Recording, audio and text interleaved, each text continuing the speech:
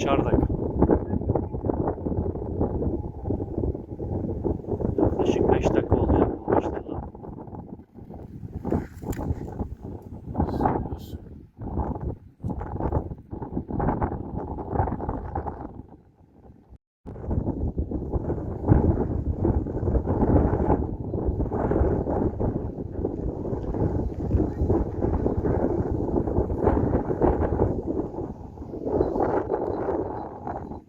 Pamukova Çardak.